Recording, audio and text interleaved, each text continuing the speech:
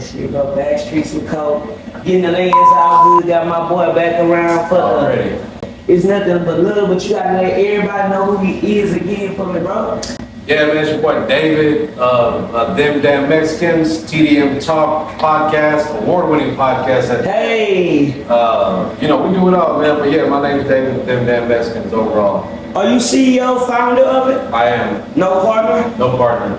So, Them Damn Mexicans, you started it, wasn't nobody behind it. No, I started. I remember you was telling me about I came up with the name. Okay. And R.I.P. to Big Jerv. He was the first artist that we managed, and he actually created the logo. He was a hell of a rapper, man, hell of an artist.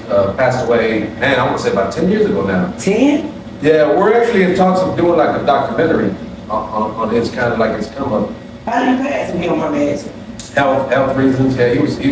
They call him the Mexican Big Pun because he was severely overweight. But before he passed, he was Willie. Matter of fact, at the funeral, I saw Willie D at the funeral. Shout out Willie D. Ghetto Boys, rap a lot, all that good stuff, man. An outside legend.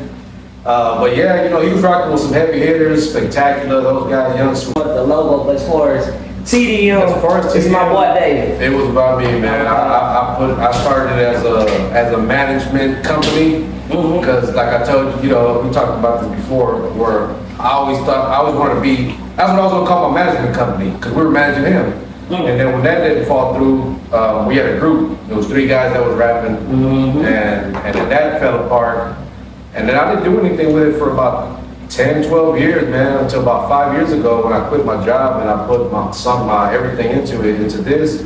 It's been nonstop elevation. So, don't get me wrong. I've had people come in and out, helping kind of bring eyes to the brand. But for the most part, just about every idea, everything that you see now has been my vision, from the merch to the podcast to the events, to the giving back at the toy drive, the content purposes, everything that we got going on right now, is pretty much, my idea, Man, my ideas, dreams.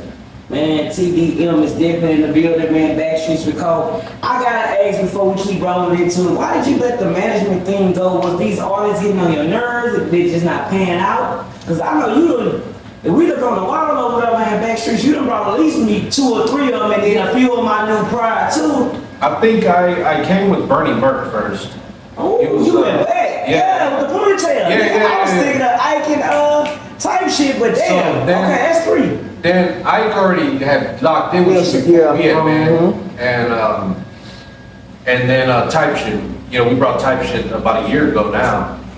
It was about a little over a year ago that we came with her. And so I'm gonna say this, right? It just professionally, on a business standpoint, it didn't work out. Okay. So it was one of them where I just, on a business standpoint, I just said, nah, I can't do it no more. I gotta move on from this because it was not beneficial to me. They gained a lot from it. A lot of people, some of them might say that I benefited from them. I actually disagree because if you look at where a lot of them are at now, where I'm at, it's not even close. And for you to say that, bro, that's crazy. He right there on the screen. Big Backstreets with Coke. We've been working with everybody, man. Shout out my dog. I always bring them through. So it wasn't no bad blood, but do you see yourself ever going down that managing artists again, or do you like where you going with the distribution? Right now, I love distribution. So the distribution company is TDM Digital, Them Damn Mexicans Distro. So we pretty much distro artists' music, but we act somewhat as a label as well because we help with the press run and also kind of putting them giving them shows that they more likely wouldn't have gotten without. I look at it like the more I can help you get your streams out there, the more bread we both can make.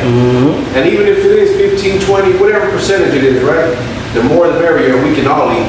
And in the past, it wasn't like that because the people I was quote unquote managing, they weren't making any money for us to split. So I'm spending too much time helping them.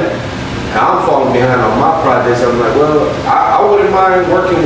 Don't get me wrong, they're all talented in their own right. That's the reason I wanted to work with them. Right. But if there was anything to ever be done in the future, it's got to be on paperwork. Now we got paperwork There we now. go. Yeah. There we go. I got to make sure. Really talented lyricist. We got Prince Zay. He does the Spanish, the reggaeton, the corridos, the cumbias. He even does R&B, English, and he bilingual, so that he a dual threat. Then got my boy Rico Dundada. You know Rico. Yeah. Straight out the hood, man. Straight out the hood, yeah. Yeah, shout out to my boy Rico, man. We locked in. It's funny how we locked in, but he's one that he kind of got that hunger, back out. Yeah. Then we got, who else we got? Dano the Psycho. I heard it, Okay, he's a Cuban cat, so don't think that it got to be Mexican. Like, that was one of my questions on him. Oh, Do you was it? sign anybody outside of, I Yeah. guess, your ethnicity, like blacks, matter of fact, white? hardcore Salvadorian. Okay. But that's still amongst y'all. It's still Latino, Right. correct. But I'm not opposed to, because aside from Big Jerk, one of the first guys I managed was Bernie Merck, who was black. Black, yeah. Yeah. So Yeah. I've Yeah. never been, and I caught a lot of flack for that back then. Ooh. It was so you with the brothers now, and then he get some of that too. Oh, so you rocking with the SA, That shit crazy, bro. Yeah, and I'm like, man, what's wrong? I don't be tripping about I'm thinking like, man, why does that bother people so much? And we can come together and make some bread. Why not? Look, me and you rock together, Bro. I had you on the podcast. This is my second time with you. So You man, bro, we locked in. As long as you got some shit going, I'ma always support it. And that's crazy. I always thought that was a California thing with the browns and blacks, but I see that's some H-Town shit too. For you to even get pushback for rocking with. I want to say that's in the minority more than anything, because I didn't get it from anybody personally. Right. I got it in comments on Instagram. Man, Backstreets with Cole, man. Drop some advice for the artists that's watching on the live stream. Artists, man, you gotta stay consistent. What Nipsey say, it ain't like I had it all figured out. I just didn't quit. Come on, David. I just didn't give up, and that's what people don't realize is like you gotta But how did you? very understanding why. That way, yep. There's someone that, A good partner, bro. a good partner that's gonna, you know what, go do your thing. I understand. The kids, they understand. You can see, y'all can't see, but I got my oldest son with me. Facts, and he always will. I bring him along so that he can learn the game, and then he, when, God forbid, not God forbid, when my time comes, he can slide right in, and the rest of my kids as well, they can slide in. They can do whatever they want. They can sell. So that's dope, man. What's one mistake you see a lot? You don't work with a lot of people. What's one mistake you see these rappers make, if they make any? Oh yeah, they make a lot. I think one of them is just taking too much time off. Because popping out once a year and Stop, bro. they drop a single and then they push it on the gram for a few weeks and then they do the He say drop pop. and then they disappear again and and I have a lot of them because they'll come back and be like, yo, I'm ready to work. They'll hit me with the less work thing and I'm like, man, I've been working. Where you been at? You know what I mean? And that would be the crazy part. Like, a lot of people think they can double back and just, come back at Everything all good. I moved on, man. That ship sail. I keep going. It's hard for me to double back, especially if there's nothing in it for me. I've done interviews where I go to events, and I'm sure you know what that's like. You on set doing media and whatnot, and Come on, bro. and then for free on top of that. Come on. So. It's one of It them. get overwhelming, it get unappreciated, it get Very. tired. It gets like, It's time man, consuming. what the hell is next, bro? So I understand that, bro. So you got a digital distribution. I want to talk more about that. What made you say, you know what, Backstreets, it's time to elevate, step it up a notch, and take it over? Well, see, the funny thing about that is, about a year or so ago, there was potential talks of linking with another distribution company, doing like a joint venture, and it never panned out. And I wanted it pretty bad, because I thought, man, this is dope. This is kind of the move. This is what I really want to do. Because all we got to do is really just kind of sign artists, and then we get a cut off that, But then I thought about it. I was like, man, what if we took it a step further and offered a press run, offered shows, their own shows that are we throw our own events anywhere. They can perform, and they're quality events. When we have more of the general public than we do. As opposed to going to an event where it's 25 artists performing and you're in a parking lot somewhere. Come on. And, no one's really there but other artists waiting for their turn to perform. Yep. And then I think those events, like, it really don't benefit the artists, but I understand everybody getting their money, it's a hustle, but it's like, I like more intimate city, because like you said, you got 30 artists, about 15 of them get interviews. about 5 or 10 of them may get their I footage. don't It just knock people that do them or that host them, but my thing is after a certain point as an artist, you should evolve from doing those type of shows. You should strive to want to get your own venue, headline your own show, because if you're really that good, you'll get people to come out and they will buy tickets to see you. But guess what? If you can't do that, you're not really that good, are you? Just saying. I don't care if you got 13, 14,000 followers and more than half of them are not even real, you cannot sell out your own show. And until you can, I don't even want to hear about how dope you are, and you might be dope, but if the public ain't rocking with it, so this is a situation I had with Bernie, right? He had at the time we were managing him, he had about 3,000 followers, and every show it'd only be the TDM people. It'd be 6, 7 of us, coming out. And I was asking, like, so we got 3,000 followers, give or take. Why can't we get 10 of those people to come to an event? I never understood that. And he just like, you know what, that's a good question. He didn't even know how to answer the question. So it's about engaging with your fans, engaging with your public, engaging with your followers and making them believe in your talent and what you got going on. And I've seen homies of mine, Chopper Father, Tillo, they go out there, they headline their own shows at the White Oak Music Hall and pack the place out. You gotta grow, in other words.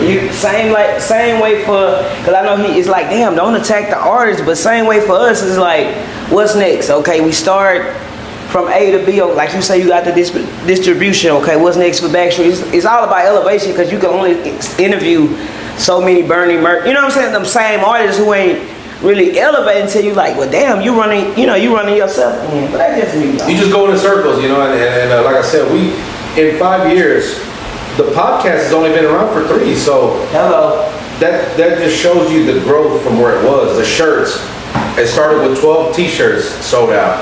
Next thing, 2 dozen shirts. Started with a shirt, y'all. My last couple of orders was 72 shirts. Tank tops, we got hats, we got beanies, we got jackets, we got the boyish booty shorts, and then we're gonna grow from that. The podcast, it's an award-winning podcast now. We're monetized on YouTube. It's just constant elevation. Now we got the digital distribution thing. We already signed 5 artists. There's a couple more that are still in the works that we're working out the details. And hey, if you're not growing, I don't Come on, know what Dave. you're doing. Man. But she does that. She'll go eat, vlog, talk about it. She's loving that. So the music's kind of, music's in the Back burner. I'm back burner a little bit. Shout out her, man. What it's like having such, I seen you tapped in with the legend. I call her a legend, but a lot of people might not know her songs. But Paula, Yeah. man, bro, people don't know her history, but what that was like for you, bro, being right next to a legend such as herself. Shout out to her, by the way. So I met her a couple years ago at a women's empowerment event, and I approached her. I was like, I gotta meet her. I gave her a shirt and we chopped it up, and she later told me, she's like, because I told her the same thing. I was like, you know what? I'm glad I got to meet you and know you for real, because you're a real one. And she told me, I knew from the time I met you that you were a real one as well. And now we're actually partners. The case may be. Do you think Southpaw Missing will ever come on? I think eventually he will. But, wait, I think another 3 years before he's even eligible again. And then who's to say if he's going to be able to come home or not at that point. So. Nah, for real. Why do you think from you guys, this community, you get like mixed reactions? You get some people like free SPM, and then you get some people like leave him in prison, he deserved a rock. It'd be like a mixed reaction from you guys, y'all community. He has such a stronghold over his fan base. Like, Tabernacle. I say like a cult-like following. Like they will literally say in the comments, they don't care what the paperwork says, they don't care what he's done. They love South Park. Right. And there's no really changing that. It's almost like I don't want to say that they brainwash the people, but these people are really like locked into him as a person and what he's done, and then of course the ones that find out, and because like, oh, what he did, like, hell no, like you said, leave him in there, so I just think it's that. I just think he's got such a strong hold on it, and he's still one of the top streaming Mexican rappers in the game, and he ain't dropped any projects or anything in a minute, so that tells you a lot about his fan base. They're really ride or die for him. Man. Look, I be doing that, and I be telling people, be like, man, shout out to just everybody, man. Shout out to the whole TDM team, my wife, my family, Of course, you know, Cuban Diva, Powder,